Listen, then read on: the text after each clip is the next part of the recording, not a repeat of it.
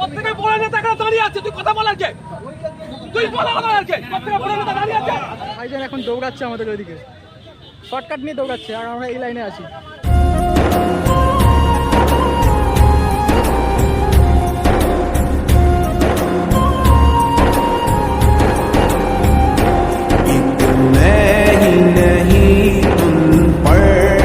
Hello বন্ধুরা, কেমন আছো সবাই? আশা করি তোমরা সবাই ভালো আছো। তো আজকে আমি গেছিলাম হচ্ছে নুসরাত ভাইজানের প্রোগ্রামে। তো আজকের ভিডিওতে কিভাবে মিছিল হলো না হলো সব তোমরা এই ভিডিওতে দেখতে পাবে। তো ভিডিওটাকে স্কিপ করবে না, ভিডিওটা সবাই লাস্ট পর্যন্ত দেখতে থাকো। তো বন্ধুরা, ফাইনালি আমরা চলে এসেছি যেখানে মিছিলটা হচ্ছে। এই যে তোমরা দেখতেই পাচ্ছ, এখানে কিছুক্ষণের মধ্যে আমাদের ভাইজান উপস্থিত হবে। ফাইনালি ভাইজান চলে এসেছে, তোমরা দেখতে পাচ্ছ। এই যে আমাদের ভাইজান আসছে।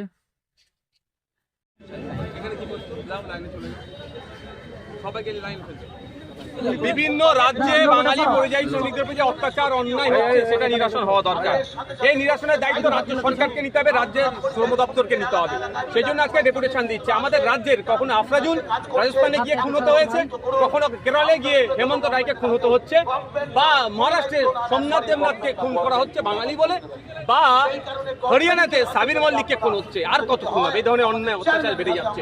বাংলায় কথা বলছে বলে পুশব্যাক করছে, বাংলায় কথা বলছে বলে বাংলাদেশি বলে দেখে দিচ্ছে। এটা বন্ধ হওয়া দরকার। এই জন্য আজকে আমরা ডেপুটেশন দিচ্ছি। রাজ্যের শ্রম দপ্তর যদি দায়িত্ব নেয় ভালো, তাহলে আগামী দিনে আমরা ধর্নায় বসবো। আর আজকে আক্রান্ত পরিবারের মানুষজন আসছে, আফরাজুলের পরিবার আমাদের পাশে আছে, তারা এসেছে। আফরাজুলের পরিবার এখনো বিচার পায়নি, তার জন্য আমরা লড়াই আছি। সোমনাথ দেবনাথ পরিবারের যাতে বিচার পাই, তার লড়াই আমরা আছি।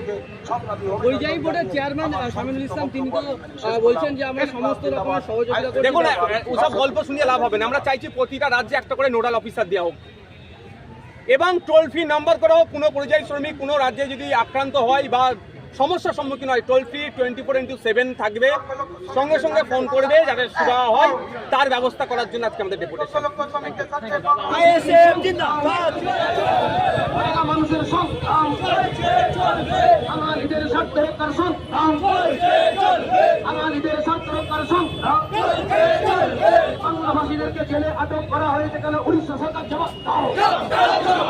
বাংলা ভাষা বলার জন্য উড়িষ্যার জেলে আটক করা হয়েছে কেন? বাঙালিদেরকে উড়িষ্যা সরকার জবাব দাও।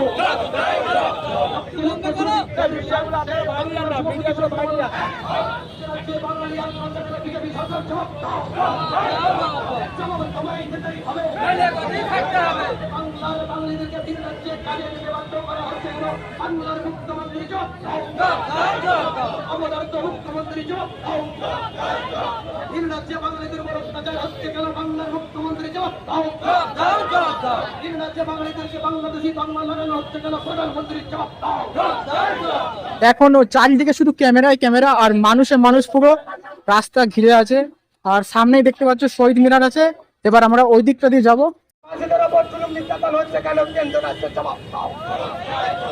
অন্য রাজ্যে কাজে যেতে বাধ্য করা হচ্ছে কেন? রাজ্য সরকার জবাব দাও। আস্তে আস্তে বৃষ্টি নামছে, কিন্তু তাও এই মিছিল বন্ধ হবে না আজকে। তোমরা দেখতেই পাচ্ছ এখনো কিন্তু মিছিল চলছে। যতই বৃষ্টি হোক না কেন, আজকের এই মিছিল বন্ধ হবে না।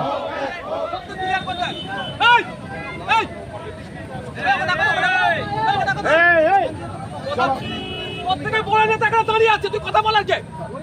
তুই বলা বলার কে? প্রত্যেকে বড় নেতা দাঁড়িয়ে আছে। আবার কথা বলে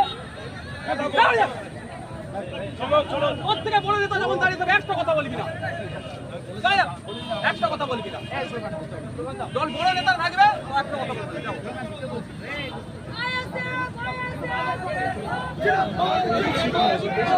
আইএসএফের সংগ্রাম, ভাইজানের সংগ্রাম, ভাইজানের সংগ্রাম, বাংলার বাঙালিদের সাথে রক্ষাতে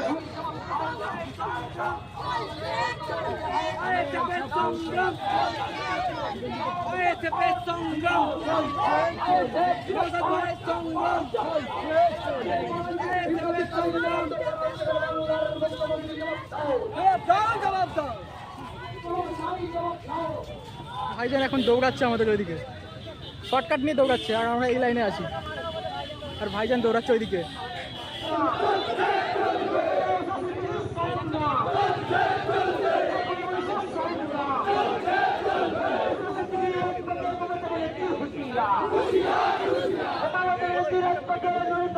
হুঁশিয়ার চলো ভাইজান জিন্দাবাদ নওশাদ সিদ্দিকী জিন্দাবাদ আইএসএফ জিন্দাবাদ সারা রাজ্যে বাঙালিদের উপর অত্যাচার হচ্ছে কেন মমতা ব্যানার্জি জবাব দাও সারা রাজ্যে বাঙালিদের উপর অত্যাচার হচ্ছে কেন মমতা ব্যানার্জি জবাব দাও সারা দেশে বাঙালিদের উপর অত্যাচার হচ্ছে কেন নরেন্দ্র মোদী জবাব দাও এই নরেন্দ্র মোদী হাই হাই নওশাদ সিদ্দিকী জিন্দাবাদ আইএসএফ জিন্দাবাদ আইএসএফ জিন্দাবাদ নওশাদ সিদ্দিকী সংগ্রাম আইএসএফের সংগ্রাম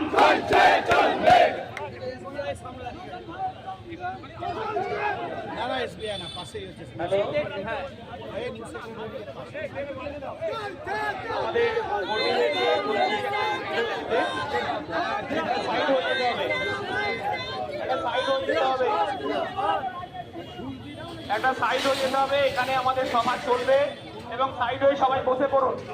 শ্রম দপ্তরের ভিতরে আমাদের যে ডেপুটেশন দিতে যাচ্ছে যে বিষয়গুলো নিয়ে, আমরা যে দাবি নিয়ে আজকে এই পথে বসেছি, আমাদের এই বাংলার আমাদের অনেক আত্মীয় স্বজন, আমাদের গ্রামের মানুষ যারা দিন রাত্রে কাজ করছে, তারা বিভিন্নভাবে হেনস্থা হচ্ছে, মার খাচ্ছে, জেল খাচ্ছে, আর সেখানকার সরকার সেই সব দুষ্কৃতীদের মদত দিচ্ছে। হরিয়ানা থেকে রাজস্থান, উত্তরপ্রদেশ থেকে মহারাষ্ট্র, প্রত্যেকটা রাজ্যে আমাদের একদম পার্শ্ববর্তী রাজ্য বিহার, ঝাড়খণ্ড থেকে উড়িষ্যা সরকারও বাঙালি পরিযায়ী শ্রমিকদের উপরে নির্মম অত্যাচার চালাচ্ছে।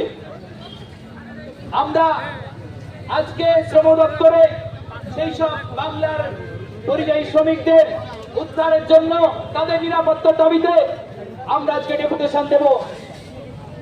আর যারা কাজ থেকে ফিরে আসতে বাধ্য হয়েছে, তাদেরকে এই রাজ্যে কাজের ব্যবস্থা করতে হবে। আমরা আরো দাবি জানাচ্ছি, যারা আক্রান্ত হয়েছে, অনেক আক্রান্ত পরিবার, তাদেরকে এই রাজ্য সরকারের দায়িত্ব নিয়ে তাদেরকে সেই সব মামলা ক্ষতিপূরণের ব্যবস্থা করতে হবে। কারণ এই রাজ্য সরকার শুধুমাত্র ভোটের জন্য পিছিয়ে পড়া সমাজের কথা বলে। ভোট থাকলে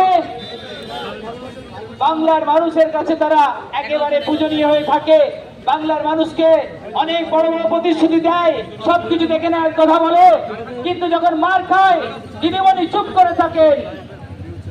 আর রাজ্যের মন্ত্রী, সভামন্ত্রী, তার দায়িত্ব ছিল এখানকার পরিযায়ী শ্রমিক এখান থেকে অন্য রাজ্যে যেতে বাধ্য হয়েছে। এ রাজ্যে কাজের পরিসর নেই, কাজের সুযোগ নেই, এ রাজ্যে কাজ নেই, উল্টে কাজের মূল্য নেই, কলকারখানা হয়নি, যা আছে বন্ধ হয়ে যাচ্ছে। আমরা এই রাজ্য সরকারের কাছে দাবি করছি যে সমস্ত দায় আপনারও আছে। কেন্দ্রের বিজেপি সরকার, কেন্দ্রের মোদী সরকার যেভাবে তো বন্ধুরা, ফাইনালি আজকের প্রতিবাদ সভা শেষ হলো। তো কেমন লাগলো আজকের এই ভিডিওটা অবশ্যই কমেন্ট করে জানিও। তো এখানে এখনো ভাইজান আছে। চলো, ভিডিওটা ভালো লাগলে অবশ্যই like, comment, share and subscribe করতে ভুলবে না। আবার দেখা হচ্ছে আরও একটা মজার ভিডিওতে। ততক্ষণের জন্য তোমরা আমার পুরো ভিডিওগুলো দেখো, ঠিক আছে? টাটা।